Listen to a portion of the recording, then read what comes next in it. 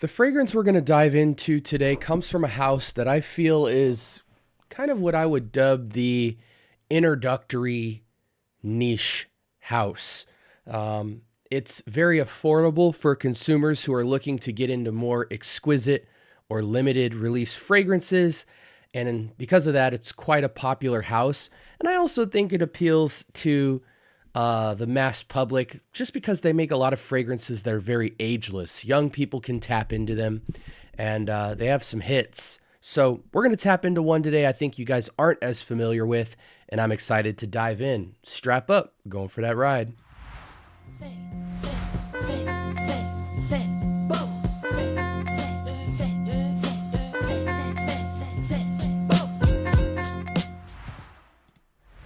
All right, welcome to the Scent Bubble. I am your host for the evening. As you can see, it's quite dark in here.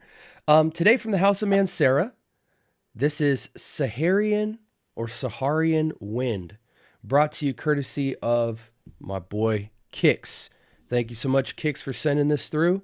And we aren't going to waste any time getting busy. Matter of fact, I do need to waste a little bit of time. Stream Deck. Let's get that open so I have my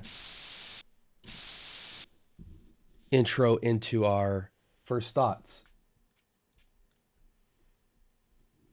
With such little bottles, it's hard to spray, but I think you should work for something if it's good. You know what I'm saying? All right. Initial impressions. I have not put my nose to this yet, and I've actually never heard of this fragrance. Sucky me, right? We pay attention to Mancera, Instant Crush, Cedrop Boisé, Amberful, Vetiver Sensual, one of my favorites. The coffee one, Amore Cafe, the vanilla one, the lemon mint or whatever. A lot of those type of things. Saharian Wind, haven't heard of that one yet. Okay, this is really interesting. Just to double up on it, I did spray it 2 or 3 times. I want to hit it again. It's got a very unique opening. Almost woody, resinous, but super duper gusty, windy, fresh. It's got a very elegant, classy, but that's almost not the right word. It's very elegant, luxurious. It almost feels like you're in like a hotel or a spa, and it's like nighttime, it's warm, and you're like waiting in the lobby of either the spa or just a really fancy hotel where it's just like a sweet woody aroma in the air. Maybe there's a fireplace going. There's a little bit of sweetness in the air. Very cozy, but very posh and luxurious. But I just get this warm, woody sense mostly as far as accords are concerned. And then it's just got this poshness. I don't really know what to make of it from an accord standpoint. But man, it's really nice. It's really different too. I can appreciate that. I think I've described it enough. Again, the accords, I'm going to be more interested in Fragrantica kind of breaking it down for me because I get more of a vibe than I do accords that stand out. Sometimes when I'm smelling a fragrance, it might take me somewhere more than it takes me to like individual notes and things like that. So let's go ahead and move on. Okay, top notes, we have spices and leather. I can definitely... That's what that is. It's leather on woods and spices. Okay, spices, leather, bergamot, pink pepper up top. Don't be intimidated by that pink pepper. This is very smooth. There is a spice element to it, but in the most smooth tuxedo way possible. Cypress, lavender, and lily of the valley in the mid. Man, there's a mysteriousness. Everything in the top and bottom is wrapped around this in such a way where it's not like an eau de toilette or something where the lavender or the cypress or lily could really stand out and shine. This is subdued. Pretend cypress and lavender and lily of the valley are kind of cigar wrapped in all these other elements. And then in the base, strong woody notes, tobacco, vanilla, amber, patchouli, white musk. I see all of that working together in the smoothest way possible. The tobacco isn't super ashy, but it is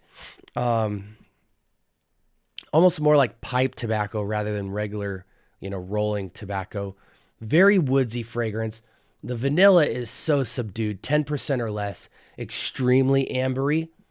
I do get such a earthy sense to this. It's not just wood. It's like luxurious wood, patchouli wood, musky wood. But that spices and leather is just such a good part of this. The composition feels very much like 30-40% of the cypress, the floral element, the green and floral elements, and then like 70%, maybe 60%, the spices, the leather, the woods, the tobacco, the amber, the patchouli, and all that. And maybe just the tiniest 10% brush of kind of this pink pepper, musk, vanilla, just giving it a little flair. The dimension on this is quite special. I don't think this fragrance is for everyone. So let's just walk through the usual suspects.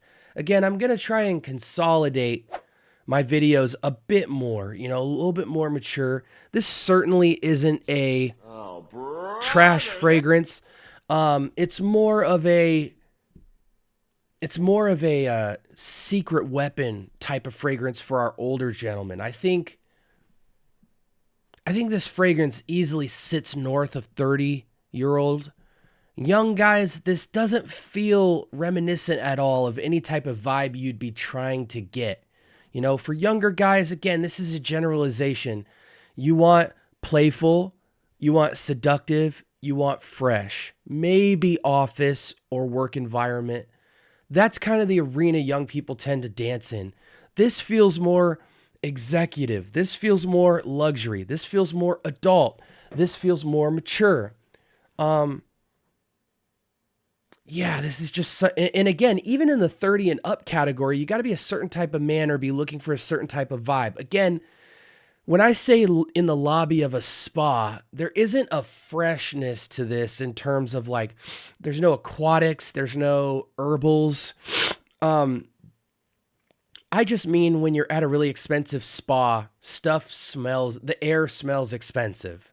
I think this is more suited in terms of DNA wise to like, you walk into like what looks like a corporate building, but this is just a really expensive hotel in Manhattan or something like that. And you walk into the first floor and you could tell there's just tons of people, tons of money in the air. Maybe there's a couple of fireplaces going and people are having drinks. And maybe there's some candles lit or something like that, even around it. Tiny touch of sweetness. Maybe a guy's smoking a cigar even. That type of vibe. Very rich, very luxurious. There's a freshness to it, but in the darkest way possible. Kind of in the same way Initio Oud for Greatness has a kind of darkness, but still a freshness and a tiny bit sweet. It's similar vibe, but not similar DNA as Oud for Greatness.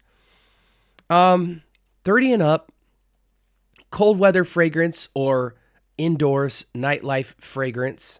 I don't think this is a daytime fragrance really, unless you're indoors. Such a level of sophistication and complexity to this fragrance. For that alone, that aspect of it, I give it a 10. In terms of practicality, though, I think I safely can give this a 9 for the arena it's dancing in. It's quite complex. The projection, sillage, and longevity is absolutely going to be there. This might even be a 10-plus hour fragrance. Not sure. At least 8. For the arena of a tobacco vanilla spiced fragrance, smelling something like this next to like a La Male Elixir or a Gentleman Reserve Privé,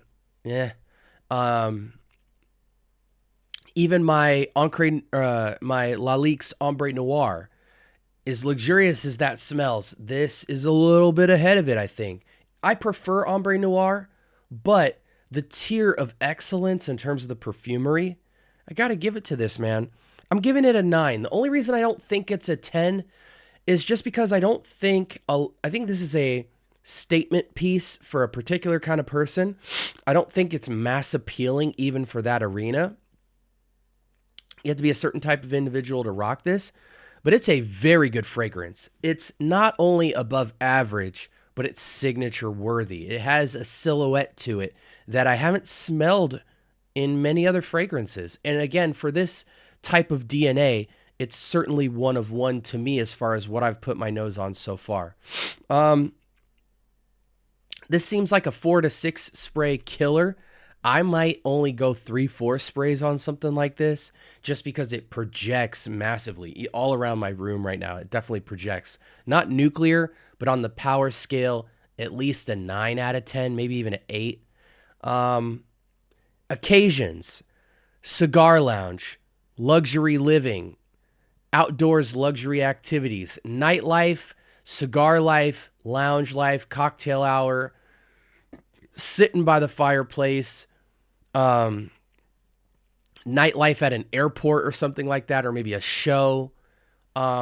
Very nice fragrance though, man. Is there anything else I'm leaving out? Seasons, I think it's fall and winter leaning, but in hotter climates, I think you just got to be indoors. Nightlife, you can still pull it off, but there is a warmth to this already. So I think, if the sun's blazing, stay away from this fragrance. This is an occasion-based fragrance more than a season-based fragrance to me.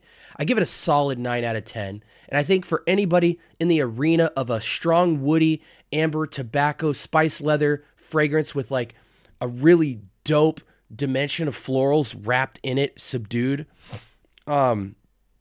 it could easily be signature worthy 10 out of 10, but circumstantially. Let me know if you guys have put your nose to this fragrance. This is certainly one of the more upper tier fragrances for me. I even liken it to it has, again, not DNA wise, but kind of wheelhouse vibe closeness.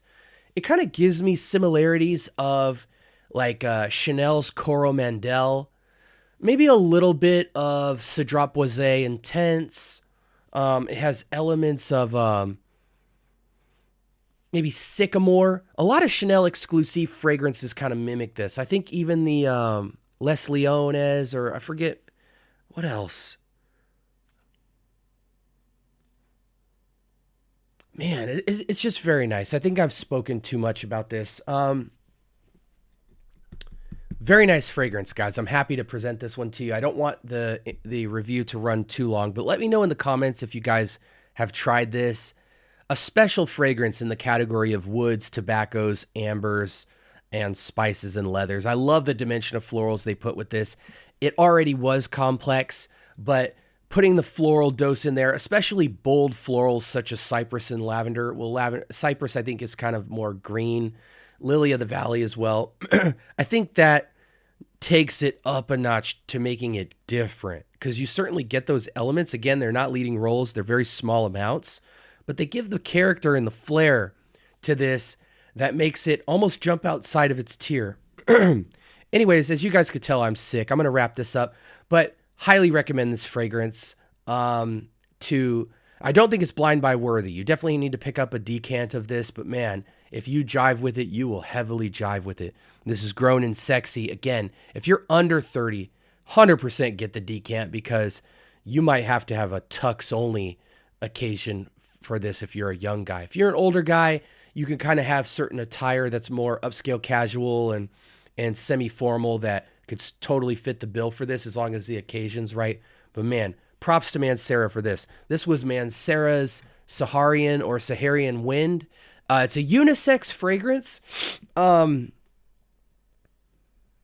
a woman, I think it's male leaning, but I'd be interested to see what a luxurious, expensive kind of woman, fur coat, mink on over a dress or something.